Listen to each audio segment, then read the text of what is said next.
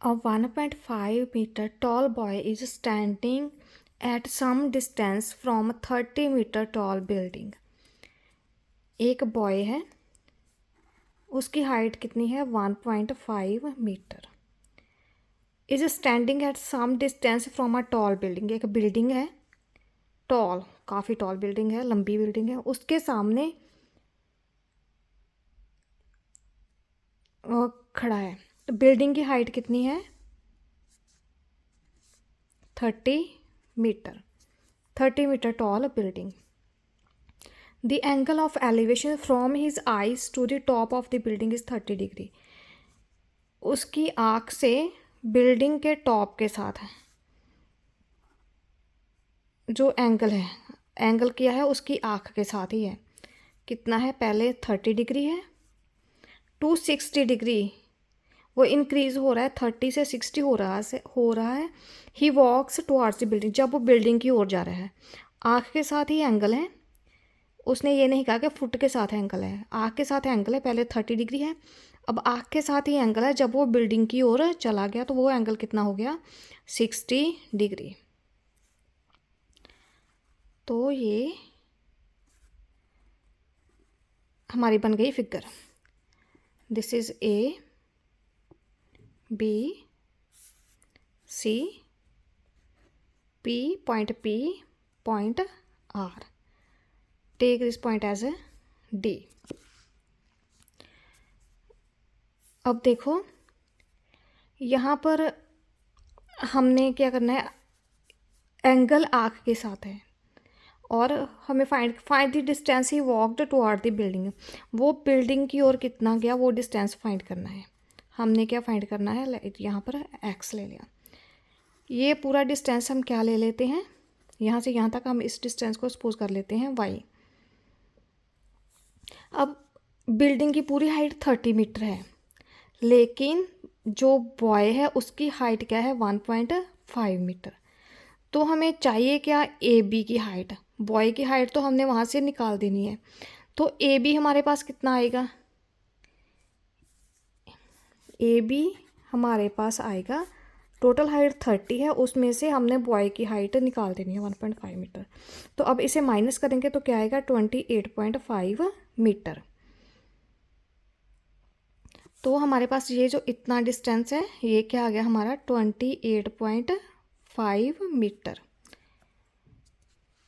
अब हम सॉल्व करते हैं आगे. अब पहले ट्राइंगल लेंगे A B C.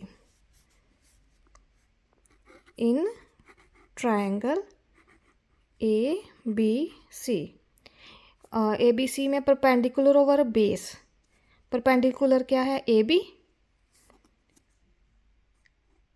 Over base क्या है बी सी. तो क्या A B over B C, perpendicular over base क्या है tan ऑफ एंगल. तो एंगल ए बी सी में फुल एंगल कितना है 30 डिग्री.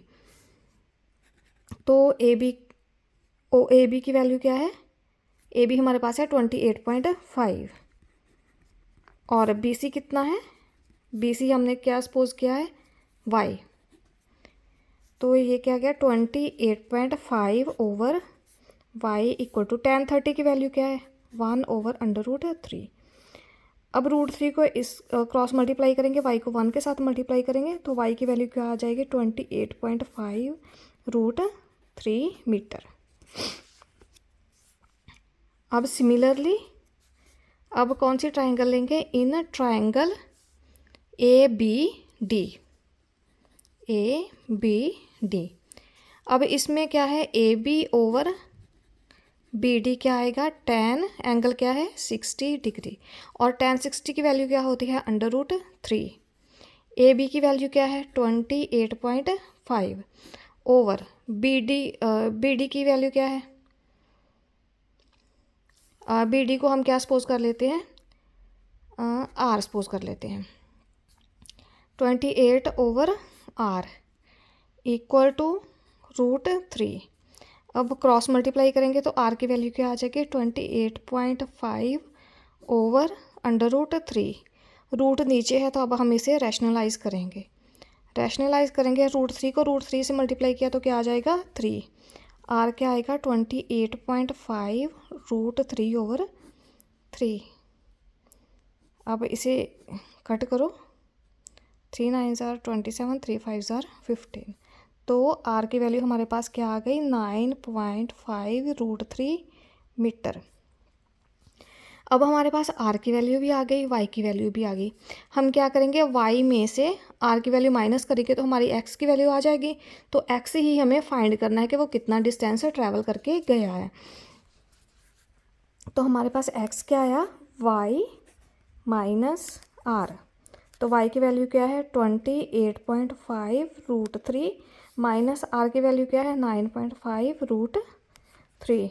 अब इन दोनों को माइनस करो तो क्या आ जाएगा, 19√3 मीटर हमारा क्या आ गया आंसर।